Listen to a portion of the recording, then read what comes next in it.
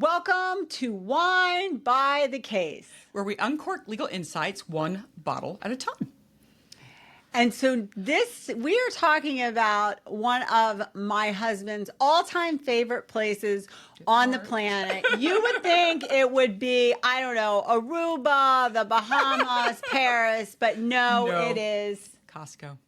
And he's been torturing our children, I would say, on a weekly, bi-weekly for decades with going to Costco. Is it a happy place? He walks in, he just goes, gets the cart, goes around, gets some free samples. I don't really understand it because he doesn't like choices, you know. So he gets overwhelmed with choices, and I guess it has a lot of choices. I would think. It has choices, but if you stick to their brand, sort of thing, Costco's own brand.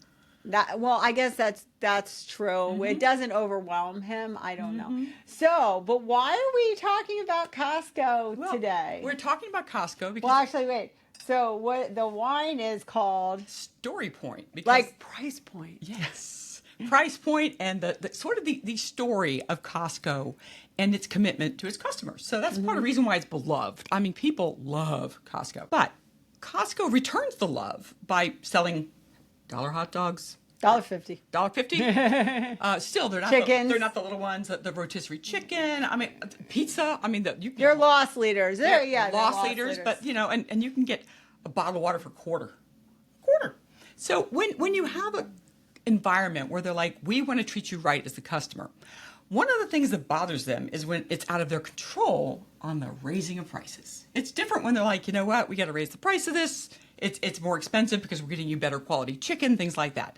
This one was out of their control because we're dealing with the big word that so many people don't know the meaning of, and that is tariff. Well, I think a lot more people know the meaning of tariff now when we're talking about maybe not the history but behind it, but we're talking about the tariffs that everybody knows that President Trump ended up putting on a variety of things. And there were a lot of people up in arms, including major corporations that were up in arms. So it's not just goods, though. What kind of goods? Well, there were various. Imported. Right. Imported. Well, I thought that was assumed. No. So anyways, now recently the federal court has found that these tariffs that President Trump put in place were unconstitutional, and he cannot have his little tariffs anymore. So Costco is now suing, saying that they want compensation for the tariffs. Now, here is my personal opinion. Okay. I like the fact that Costco is standing up about these tariffs. My problem is Costco has already been compensated for the tariffs. They've already sold the product for a higher amount to the consumer. That's the question. Okay, but Chris, are they planning on giving any of this money they get back? No. Are they planning on giving it back to the consumer? Because this is like the housing crisis. We're bailing out the big banks, and it never dwindled down to the little people. I personally do not think that they should be able to recoup for the tariffs, because I don't believe most of the time, and I see your point, you're saying they may have goods that they paid for but they could continue to keep those prices high. They could. Until that is compensated for. That's a business decision. I think that the compensation for the illegal, and they are illegal now, we know, tariffs, need to go to the public who has sustained that huge. I mean, we're talking about people that are paying.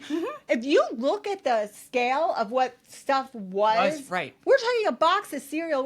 Let's just go to McDonald's. Yeah. Like you could get, I think it was, I saw a chart that before you could get a Happy Meal. I think it was like, I don't know, $7.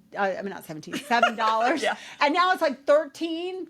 I'm going to tell you, I went to not McDonald's, another fast food place. I think it was PDQ or Culver's. And I walked out for my family of 4, and it was $50. And I'm like, $50 for fast food is crazy. I looked at my kids. I said, we're not coming here anymore. I don't care how convenient it is. Right.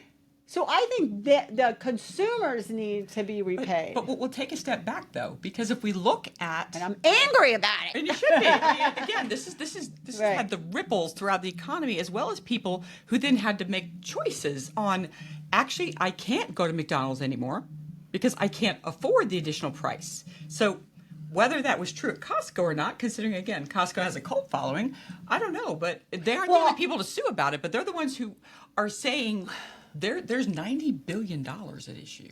Okay, but here's the thing with Costco, and I love Costco. I'm not coming for Costco, but here's my thing for Costco.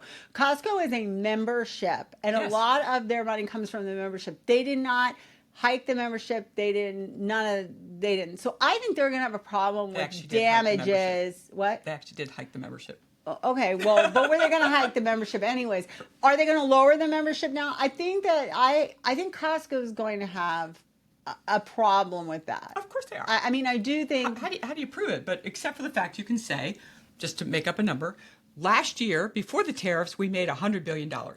After the tariffs, we made $80 billion because we lost so much money in selling things at a loss or not carrying it. So we couldn't make a profit on those sort of things. So this becomes a real annuity for the lawyers involved. I do think that there is a legitimate cause of action for individuals who were taxed. Let's just use a simple word.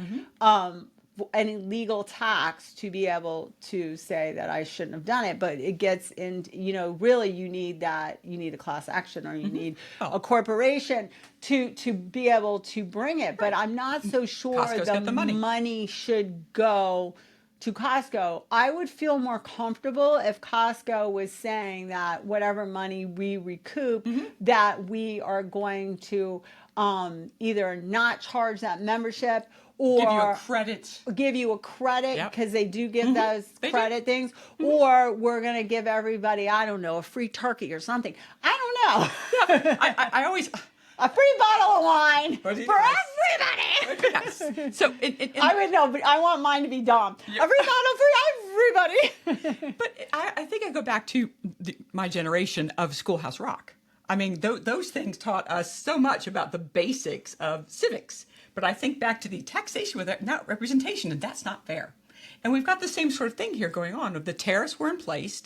The businesses are going, you did that illegally, unlawfully. We were harmed. Oh, well, he's done a lot of stuff illegally, unlawfully. But, I mean, here's the bottom line. That really made no sense to me, him doing that, for a couple different reasons. One, because history, economics, and going back all the way to the Great Depression, one of the things they tried the tariffs back then, and it was clear that actually made the Great Depression worse instead of better.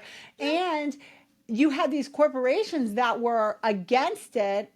So I really don't understand who told him that this was a good idea, without even getting into the fact it was wholly illegal and unconstitutional. But once again, and I don't want to get into politics, Trump, and it's repeated, doesn't seem to think that he needs to read the Constitution and get advice before he does something. He seems to be, I'm gonna do it, and then if somebody says it's wrong, oh, well, at least I had it for a little while. Right. And again, I also understand that concept. I mean, we go back to FDR and the notion of, creating certain social programs of going, well, it doesn't say I can't.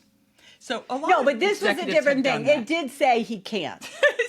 This wasn't, there's no specific language that says I cannot do that. Yeah. There was specific the Constitution saying you can't do that. So it goes back to the three branches of government. But I will say this as far as what you're talking about, the rebate. So again, Florida lawyers here. In the state of Florida, they had, tort reform and a couple of things like that. Yes, they had tort reform. Yes, which was one way. There goes my kitchen. Yes, there goes the notion of, the one-way tort reform, because, again, I still think the insurance companies' lawyers should also have to deal with, their fees. However, what recently happened was Progressive has to give all their customers up to $300 back. Okay, this is a laughing joke. And I want to tell you, I have Progressive, and it's a joke. Yeah. It's a joke because we could do a whole podcast on this. Yeah. But the auto insurance is supposed to be regulated that they're only to have a certain amount of profit over. Right. And when they submit for their premiums to be raised and all of that, they have to submit all that. So that was pre-taken into calculation, number one. And number two, I can tell you 100%, and I'm not an actuary, that I need more than $300 back. Right. But again, the splash that it made of this worked, we're giving you back the $300, which we know is a made up number to a certain extent. And that's why I think with the tariffs, it's really by the way, I have not seen my $300. Oh, neither have I. But in the world of what, a tariff is supposed to do, it's supposed to protect an industry. And here it was more of the list of things it does is retaliation. Because I got to tell you that it's interesting, $300. Is it $300? Up to up to $200. I was going to ask you about up to that. $300. Okay. Because again, if new policyholder is not going to get the full value of what it is. Well, I'm wondering, because you could be insuring a lot of different things. So, I mean, you could have one person on your policy, or you could have and we six know cars on that your that's not going to be cash money. That's going to be a credit and things like that. So it doesn't really ever come out of their pocket per se. But this notion of retaliation, what do you expect when you retaliate against somebody they're going to do in return? Retaliate back. So all of that back and forth and all of that money that was just flying in ways that harmed a lot of businesses. Harmed a lot of businesses. It harmed me. I was having trouble getting my, my imported cheese, my imported wine. Well, and also, to be fair, it hurt the restaurants big time because their ability to be able to serve the food that has imported ingredients in it put them in a bind. Because the margins for a restaurant are pretty small to start with. And now they're having, and we should do a podcast, I read this article, real problems because this new generation doesn't like to drink, imagine. And so it's messing up. Right, but it's messing up the margins because normally they could make up with the margins with alcohol. And there's been conversations with Michelin restaurants on how they're going to handle it. And the only way I can think to handle it is you're going to have to up the price of the food to compensate for the people that are not drinking alcohol. Unless you get they'll just throw the alcohol in for free for those that drink. I don't know. But what are we drinking today? So we thought, since it was dealing with price point, and a story point, whenever you have a law that's in place and then it's determined unconstitutional, you always want to know what the story is. So that's why I thought this would be a good one. Do you? Yeah. Chris wants to know the story. I don't know if I want to know the story. I do, because I want to know about the machinations. I want to know what they were relying on and how, I feel like we're never going to get the true story 9 times out of 10. But we still get legal opinions that give us advice. So that's true. This is in Northern California, so close to Washington, which is where Costco is headquartered. And what I like about this one is it's at a reasonable price point. Anywhere from 14 to 21, depending on where you get it. Okay. It should be, if it's in Northern California, let me taste it. It should be rich, kind of a very dark fruit, figgy, and probably a lot of tannin. Not a lot of tannin. It does have a little pruny. It is a little jammy. It's okay. I actually liked. Ooh. It's not my. It's not. Yeah, I'm really gonna give it I'm gonna give it a 6. It didn't make me make a face. No, I wasn't like. No, yeah. But I wouldn't. Okay, if I poured the bottle and I didn't have anything else to drink, I probably would finish it. Right. So, but if you paired this with steak, I think it's the pruniness on the back. I like the thickness of it. This is not a thin wine. I gotta tell you, I opened this bottle, and I should bring it in here. It was a $50 bottle of Zinfandel, which is a lot for Zinfandel, right? It was so bad, people. I'm gonna bring it in here. I took one sip, and I'm like, I literally cannot. Somebody gifted it to me, so.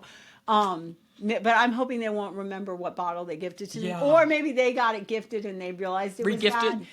It was so horrible. And I'm like, how could a $50 bottle... Because you can get cheap Zinfandel, right? You can. Listen, I looked it up after how bad it was because I was like, this must be like, somebody just gave me a $3.99 bottle. And I saw it was like $47 something. I was like, this is horrible. Somebody needs, who is drinking this shit?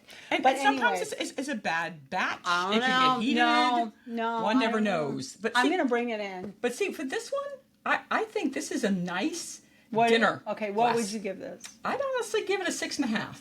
Okay. I'd give it more than a 6 six and a because half. I like the jamminess. I right. like the fact that it's got, it really does have a nice fruit to it without a whole lot of tanniny where your teeth It's feel not like they're dry. tanniny. So, all right. So hopefully everybody is going to be getting, some money back from Costco fighting the fight. We got to love Costco for putting up the fight. Yeah, and for putting their lawyers to work and paying. And thankfully, hopefully now we can go buy cars and things like that. And McDonald's, that's not costing the price of, going out to dinner and sitting down and having food. And speaking of McDonald's, they just had an ad campaign where they talked about their lowered prices because that's directly related to the tariffs for them.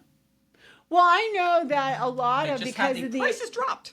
a lot of the economy, the slot bowls like Chipotle and stuff have had a huge dip because of the economy and their market who eats those. I mean, my kids love that. I personally don't like, Jerry and I doesn't like all think his food them to touch. being called slot bowls Yeah. is very on point.